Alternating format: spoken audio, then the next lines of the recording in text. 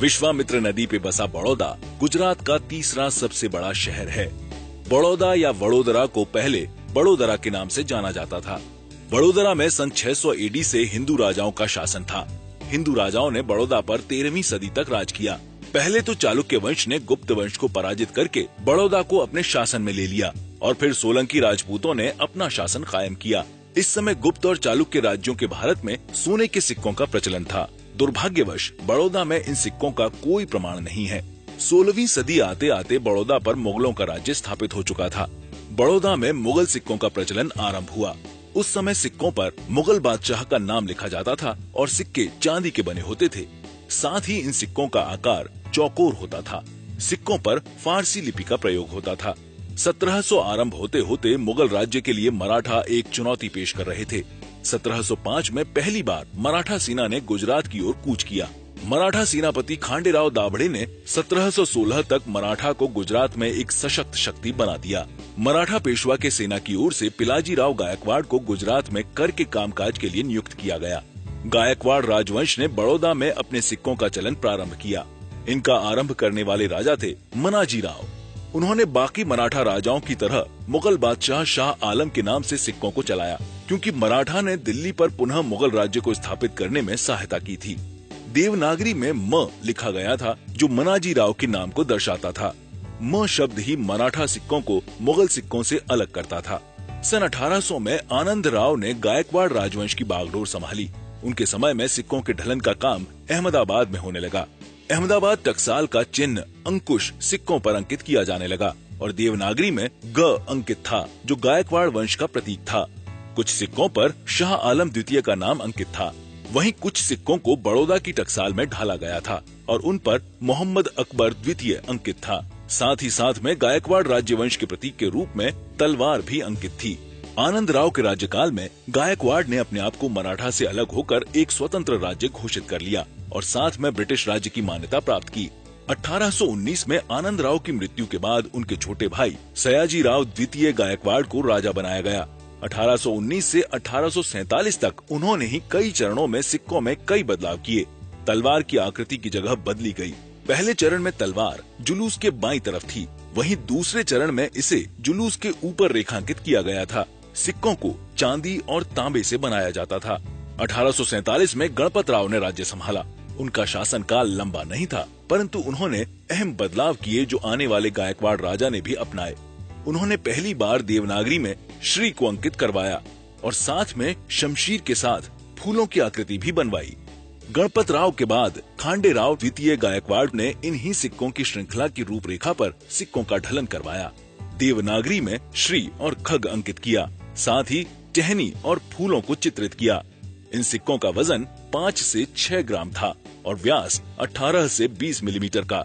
अग्रभाग में फारसी भाषा का उपयोग था, परंतु बहुत से लेख एक साथ लिखे गए। खोजकर्ताओं के लिए इन लेखों को समझना कठिन था। 1870 में बने राजा मल्हार राव ने सिक्कों में फारसी शब्दों को छोड़ देवनागरी शब्दों को अधिक महत्व दिया। 2 पैसे के मूल्य के तांबे के सिक्कों में एक चक्र अंकित किया गया था। उन्होंने चांदी के रुपए और तांबे के 2 पैसे के मूल्यों के सिक्के बनवाए। इन सिक्कों को बड़ौदा की टकसाल में ही बनवाया। मल्हार राव ने अपने शासनकाल में बड़ौदा की संपत्ति का अंधाधुंध उपयोग किया।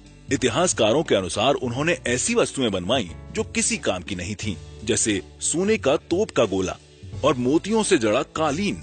मल्हार राव की महत्वाकांक्षा British resident colonel R Phayre सीबी तक पहुंची, पर वो कुछ करते उससे पहले मल्हार राव ने रेजिडेंट को विष देकर हत्या की असफल कोशिश की। 1875 में ब्रिटिश सेक्रेटरी लॉर्ड सेलिसबरी ने उन्हें बड़ौदा की गद्दी से हटा दिया। कोई उत्तराधिकारी न होने के कारण महारानी जमुनाबाई ने गायकवाड़ वंश के कई रिश्तेदारों के पुत्रों को बुलाया। ब्रिटिश सरकार की सहमति से गोपाल राव को बड़ौदा का राजा चुना गया। उन्हें सयाजी राव तृतीय का नाम दिया गया। ब्रिटिश सरकार ने उन्हें सर की उपाधि भी प्रदान की। सयाजी राव तृतीय गायकवाड़ राजवंश के सबसे महत्वपूर्ण राजा माने जाते हैं। उन्होंने ही बैंक ऑफ बड़ौदा जैसे संस्थान की स्थापना की थी। उनके शासन में हाथों से बनने वाले सिक्कों की जगह मशीन से बनने वाले सिक्कों ने ले ली। इस समय गायकवाड़ राज्य में 6 टकसाल सिक्के बनाती थीं। अहमदाबाद, बड़ौदा, संखेड़ा, पेटलाद, जम्बूसर और अमरेली।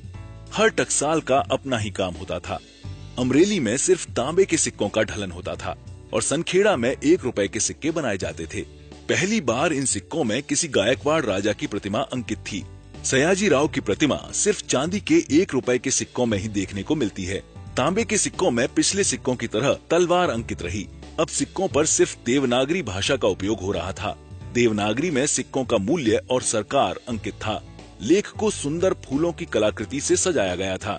20वीं सदी में बड़ौदा राज्य को ब्रिटिश रेजिडेंट संभालते थे।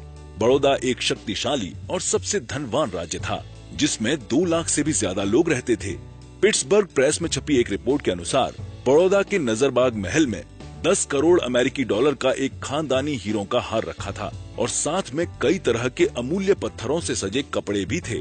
1930 आते आते बड़ौदा रेजिडेंसी में अब भारत के कई पश्चिमी हिस्से भी आ चुके थे, जिसमें बॉम्बे प्रेसिडेंसी भी था।